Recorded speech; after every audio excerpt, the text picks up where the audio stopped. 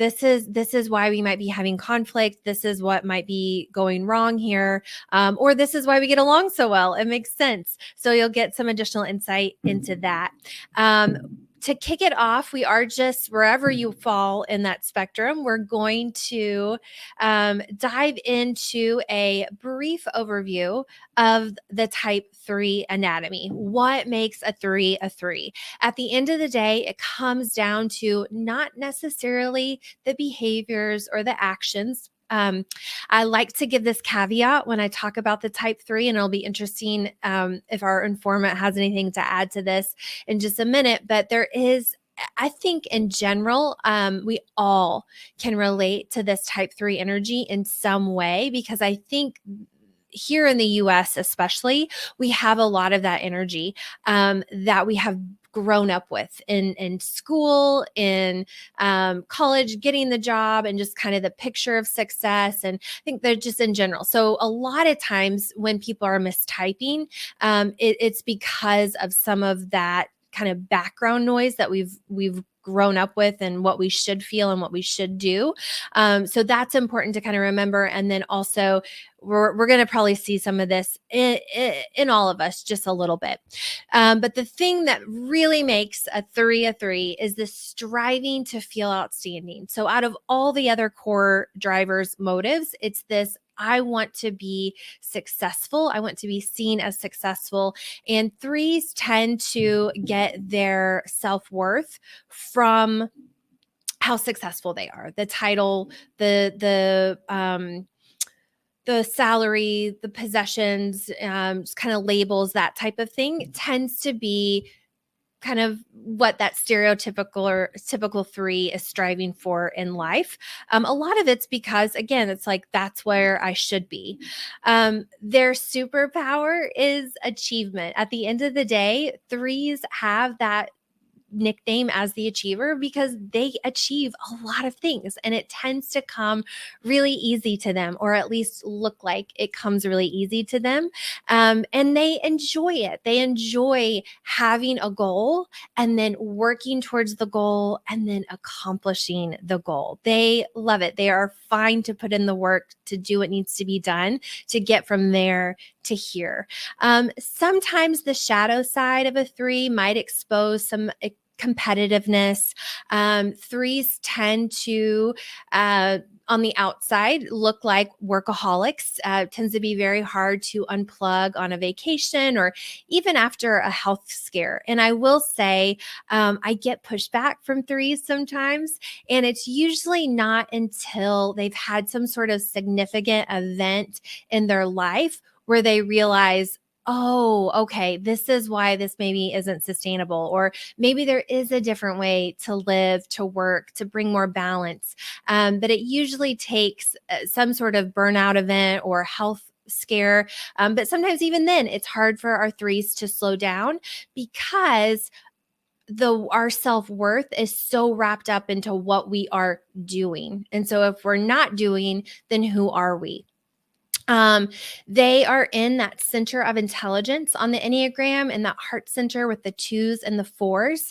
Interestingly, though, for our 3s who are very focused on being efficient, always getting things done, the to-do list, the checklist, they tend to feel that feelings can kind of get in the way. And so, yes, they might experience them from themselves or from others, but they tend to think, again, in the stereotypical 3 range that, listen, we don't have time for that right now. We're working on something. So let's put those to the side. Let's focus back on the goal. And then when we have time, we'll circle back around to those. It's kind of how that will play out. When it comes to problem solving, they're similar to our 1s and our 5s in that competency category, where it's like, listen, let's just get it done. I'm sure there's an efficient solution. We're sensible, mature adults. Let's just get to work and figure it out. And then when it comes to getting things done, our 3s with our 7s and our 8s are in that assertive, sometimes known as the aggressive stance. So we don't always like it being called that in this stance, but where we are really focused on the future. We want to go far. We want to go fast. If we have to cut a few corners here or there to get it done, progress over perfection might be kind of a motto for those of us in this stance. And for our threes, especially, as soon as they have a goal, they are ready to jump in, get to work, get it done, and enjoy that process along the way, as we talked about. We're going to talk a little bit more about what our three looks like in stress and what growth might look like for a type 3. But before we do, I want to bring on our Enneagram type 3 informant, Jayshree. And I'm going to take off these slides for just a moment so we can see you. Hello, welcome. Hi.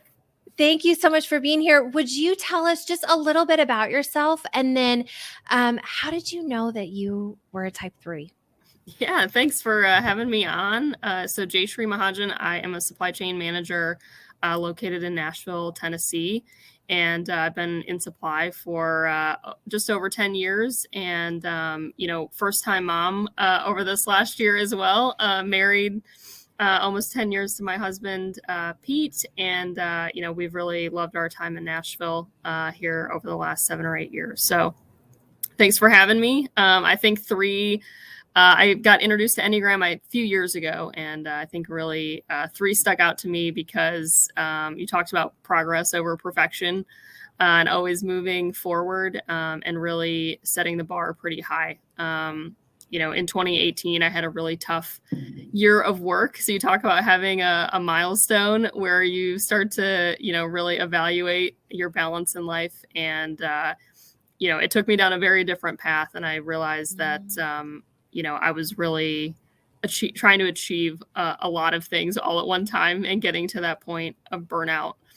So I think for what I understand of it, 3s are, high likelihood to burn out. Because the bar is set so high. Yeah. And, you mentioned motherhood, which congratulations, by the way. Thank you. Yeah. There's been a couple that have touched on this that I've done, but one podcast interview specifically the woman was talking about how she knew she was identified as a type 3. She knew that this was going to be an incredible experience. She was bringing a human life into the world, but she was going to have to take some time off. And she was really struggling with her identity, with who am I if I'm not working? And logically, she talked about, like, I know this doesn't make sense. I know this isn't right. I know that, I'm not just my work. But she's like, I'm having a kind of an identity crisis, just wondering how these next several weeks, months are going to play out, where I'm taking on a completely new role and I don't feel like I'm contributing to the household and to, my career progress. So you don't have to open up and share if that resonates with you, but I've heard that a couple times, and it is very much in line kind of with that 3 kind of always be doing, always be working motto. Yeah, I think personally it really it helped shape what progress even looks like. Getting a shower in, getting a meal in and things like that, especially when you're back from newly having a baby or new parent even, I think is important. So reframing what progress looked like was kind of a learning experience for me. Yeah, I love that. Like, what is a successful day? It very much changes Yes, exactly. when you're thrown in that situation. Is there anything about the 3 that stands out to you that has been really beneficial in where you're at right now with your career? Yeah, exactly. I think as I've moved throughout the supply chain organization, we're known for being very, classically type A, results driven and efficient at heart. And I think as I've grown, really having to expand my development into more strategy based work, you interact with very different people. And so you start to really see that that bridge that you're trying to build with others. And Enneagram was useful in understanding that type of work and helping me, really reframe some of that work and what success looked like in those areas. A lot of times it was building 2 or 3 new relationships at work, coming up with ideas and not necessarily doing anything, or having, a long list that we could say got, every checkbox finished. And so it's really been about reframing what success has looked like in that way. So good. I love that. Were there any other types that you were teetering between in the beginning, just out of curiosity, before you landed on the type 3? Or was it like, this couldn't be any other type? This has to be It's me. a good question. I think 6 came up. Okay. And I think, if I remember correctly, you can jump in, more of, working with people and having some of that, personal or emotional contact with people. I think at the heart of a type 3, right, you're driving for efficiency. But I think in my personal experience, it's been about, really making sure people are being brought along. And I've always had a bias towards, building teams and having that emotional or personal connection in my work. So, or even in my personal life. I'm a Libra also, so very kind of social, democratic type of lens as well. So 6 was kind of always in the list. And there might have been a few others, but 6 sticks out in my mind. Yeah, well, and that makes sense because, well, and actually, I'll just bring it up. I had this slide up here. 6s, 9s, and 3s all have a connecting arrow. Just kind of what it means varies depending on the type, but the growth arrow for the 3 is the type 6 energy. And you said it perfectly, Jayshree, where it's like it's a lot of times 3s in that stereotypical level here. Not saying everybody, all 3s are right here right now, but stereotypically tend to kind of think of themselves and how successful am I, kind of what do I look like. And so bringing in some of that 6 energy that tends to be really collaborative and kind of group conscious and out for the common good, blending that with your drive to be successful, exactly like you said, it now becomes not just about your success, but bringing others along with you on that journey. So you said that perfectly. Perfect. I remember the training stuck from a few years ago. That's always good to see. Yes, yeah, that's it. And ironically, when we talk about these arrows or lines, the 6 sometimes tends to be the one that initially a type 3 will kind of want to avoid or neglect the most, because for a 6, they're striving to feel secure at the end of the day. Certainty is very important. Safety in a job and knowing that you belong in a group, which is almost in direct conflict with that striving to feel outstanding. Because if you're okay being safe, secure, kind of, sometimes 3s see that as just kind of settling or being mediocre. It's like, oh my gosh, no, I don't want anything to do with that. But when you kind of blend it in, not to be a 6, but just kind of blend it in to enhance where you're at with your 3, it's magic. And then interestingly, 3's stress arrow is that of and this is what I'm curious if you have seen this show up for you. When the type 3 kind of overworking, over competitive, when they kind of tap out of their core types, coping strategies, stress management styles, 3s tend to make a lateral move over to the stress arrow of the 9 and kind of might take on some of the 9 stress qualities, which tend to completely disengage, numb out. It's like, I have been going, and I just need to hide. And they will use that kind of calmness sometimes, that striving to feel at peace, to actually kind of zone out and get peace away from projects or their inner thoughts or that constant doing. But sometimes it's more of a numbing out rather than a rest. So does anything in that resonate with you? Yeah, I call it the roller coaster, right? It's learning how to live with these really high peaks and some days that are really low valleys. And I think, as I was on maternity leave, really had, found that I spent a lot of that time, as you're calling recovery, right? You feel wildly unproductive in many of those days, as a type 3 would define it. And so, learning to acknowledge that that's how I get rest and how I, manage stress, and being okay with that versus it adding more anxiety about not doing things. But that definitely shows up for me. Yeah, yeah, you can, not just you, but other threes can also tap into the 9 and bring in some growth qualities for that as well, that kind of slowing down, like you just mentioned. And can you do things just for the fun of it? And it's really interesting, as I've gotten more into the Enneagram, and anything you want to add to this, I'd love to hear, Jayshree, but there's so much great advice out there in the world about how to be more successful or how to be more self-aware on your self-growth journey. And what's interesting, I think, is that the Enneagram kind of helps you develop a filter for what growth actually looks like for you, so you know what advice to take in. Because somebody who is maybe has a harder time jumping in, and maybe they, paralysis analysis to say, oh, rest, think more, take time, that's kind of the opposite. Maybe it's time to jump in, take action, ask for forgiveness later type of energy. But for the 3, growth really looks like, oh my gosh, I have hobbies that I don't have to turn into a side business, or I get to do just for me.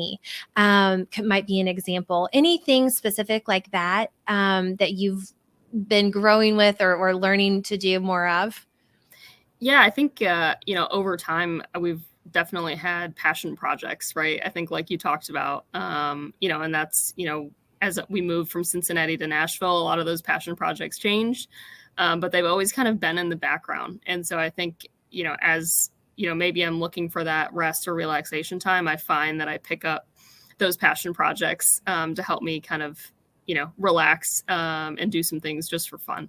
Yeah, yes, I love it. I love it. And just the growth for our 3s out there is to realize you are a worthy human being if you're, piddling with clay and doing a terrible job at it, or, rocking it out at work. Either way, you are worthy. And so detaching that worthiness from titles and salaries and possessions and image, is the work of a 3. And like I said, I think all of us have some work to do in that area, because it has just been so deeply seated from a very early age about success and progress and achievement and getting awarded and recognized and that type of thing.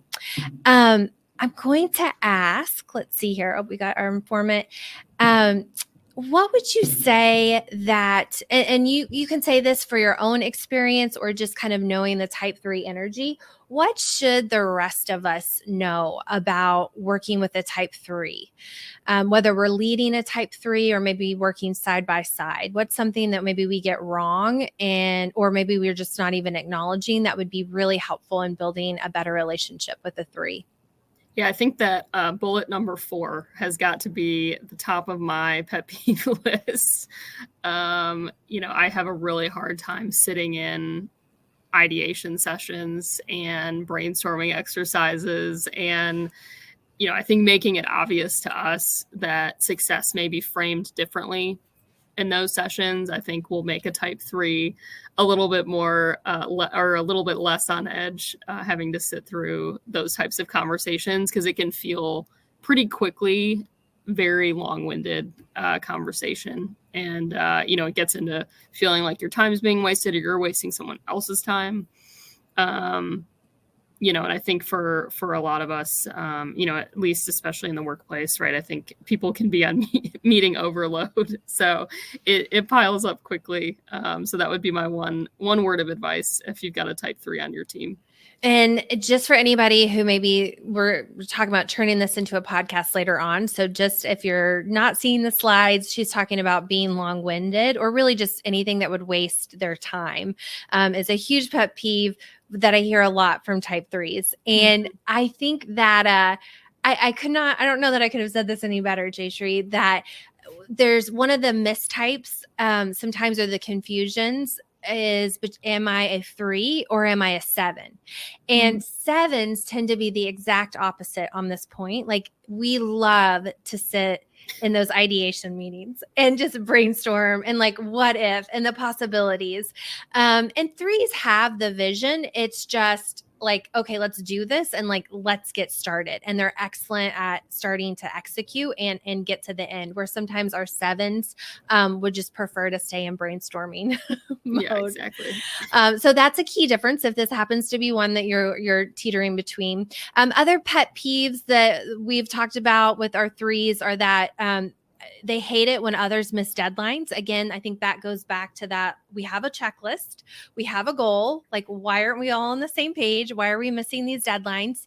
And sometimes 1s and 3s will have some conflict where if it's good enough, if it's almost done, not that they're turning in sloppy work, but 3s are going to favor progress. Whereas our type 1s, who kind of tend to favor perfection, might clash over that, thinking, I don't care if the deadline's here, it's not ready yet, it's not right, it's not good enough. So that might be a workplace conflict to be aware of, depending on what your type is. Having unnecessary meetings, like Jayshree just mentioned, dragging on a conversation. Somebody that I was talking to in one of the workshops, they had mentioned that they'll do this hand gesture, and for those of you who can't see, it's kind of this like come on, spit it out kind of gesture. And she says, I find myself doing that to my daughter, to my coworkers. I'm like, okay, just like get to it. And so again, just something to be aware of. If that tends to be the exact opposite of you, know who's in front of you, right? You don't have to know they're a type 3, but you can start to pay attention to these type of things. Anything, and then just to finish off the list, let's see, distracting our 3s while they're working can be a pet peeve. And then expecting them to spend time dealing with your feelings. Kind of like our 5s that we talked about last week. They don't want to spend a lot of time in office drama, gossip, because of this efficiency, this forward motion movement. Anything else you would add to the pet peeves list, Jayshree? Yeah, I think the last one, right? Expecting them to spend time dealing with their feelings. I think if you were to ask my husband, this has probably been our biggest working topic, for me in all of our relationship. And, it really comes down to the core of, wanting to make progress and wanting to move forward. And, I think you mentioned it earlier, right? Like, ask for forgiveness later, type of mentality. It does creep into your personal life in a lot of ways if you haven't looked yet. So it absolutely does. And I'm glad you mentioned that, because this comes up regardless of what the work environment that we're talking about. Someone will always share some great example just like this about how it's impacted your relationship with the people that you interact with most. So your significant other, your partner, your children, potentially best friends. So very much relevant and applicable in those two. We have a good phrase called "the motorcycle won't start." When he is just relaxed and sitting and enjoying his coffee, I'm in the mode of what are we getting done, and he's just enjoying his time. And so we have this joke that he's just thinking about why the motorcycle won't start. Meanwhile, I'm the one already out in the garage, like trying to fix it. Right. And so that's our new language is, motorcycle won't start. Okay. I'll leave you alone. I'll let you have your 10 minutes apiece. Such a good analogy. Just out of curiosity, do you know what his Enneagram type is? It's a good question. I think he's close to a 1. Okay. I'm not 100%, but I think he's a 1 in that realm. I was just curious. Yeah, that's so great. And again, regardless, like, you don't need to know his Enneagram type for certain to know that, hey, we have some different styles on our jumping in to start a project or our kind of take action That's right. strategies. Is there anything else that you, whether it's a pet peeve or a strength that you have noticed in yourself or other 3s that you have worked with that you can shine some light on to either appreciate or just better be aware of, so that we can navigate these relationships with the type 3s in our lives? Yeah, I think what I've found is that, especially in the workplace, you can definitely try to over perfect what you're working on. And I think, depending on the types that you have involved, right, you can spend a lot of time ideating, brainstorming, which is good. But I think threes bring to the table that there has to be an outcome and there has to be some steps taken next. And so I think as you have threes on your team, they'll probably do it anyway. But making sure that, if you are a three, like, it's okay to ask for a plan. You don't have to feel like you're bothering the group. You may be one of the only people in the room that's going to ask that question. And I think, whether it's in your personal life or at work, right, actually getting to the outcome is really why we do a lot of that work. So, I would just encourage you to speak up and not feel like, especially if you're one of few Enneagram threes in the room, that, not bringing that superpower to the table is probably maybe doing more damage to the team than good. Yeah, that I so well said. And it is interesting, the different industries where you'll kind of see clusters of more than one type. And maybe this is stereotyping, but I would imagine in the engineering world, there might be a lot of fives. So like thinkers, observers, very innovative ideologying and thinking like, what could we do? And then it's so true that you absolutely need the benefit of that quick start, that like, let's take action. And not to say that you go with that all the time, every time, but just to have somebody in the room. And then I love that you're encouraging them to speak up and to get things going. Yeah. And I think especially where you see the perfectionism, I used to think I was a perfectionist. I think when you meet a true perfectionist, they're not a type three. And I think getting even that group, moving forward is a huge benefit for a lot of organizations and, a lot of people in their personal life. So well said.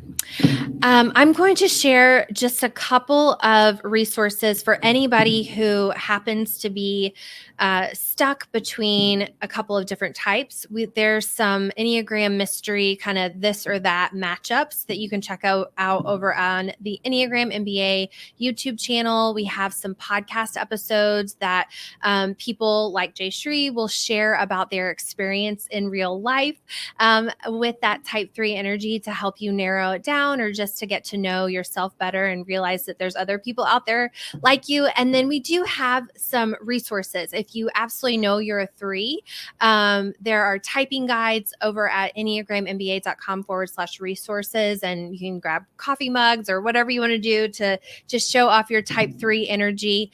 As we start to wrap this up, Jayshree, is there anything that you think the rest of us get wrong about the type 3 that we should know about? Yeah, I think it can look a lot of times like we're not collaborative. I know we talked a little bit about, moving into the 6 realm and that being a growth. And I think for me, that's been just a maturing process over my career, and over my life of, leveraging that 6 more often to actually help achieve and have better success. So, I think wherever you are and whoever you're working with, they just may be on that journey. And they probably really do care about working and collaborating with others, although it may seem like they're, driving one way on the highway and leaving you in the dust. So, be patient. They may just be on a little bit of their own learning journey. So well said. Well, I appreciate you being here so much. As I always say, opening up about your personality is literally one of the most personal and vulnerable things you can do. So thank you for doing this live and for being willing to let me share it with others. I know that I personally learned more about the type 3 experience. So thank you for all that you shared. I know that others will have learn some things as well. For anybody who wants to reach out and say, oh my gosh, I feel you. You were in my head. Where are you hanging out online that they could drop you a thank you and just say hello? Sure. Yeah, definitely on LinkedIn. Send me a message and happy to chat if you have anything about type 3s. Okay. And we'll add your LinkedIn profile Sure. to the show notes so people can get in touch. And with that, I appreciate you being here, and we'll see you around LinkedIn. All right. Thanks, Sarah. Appreciate it.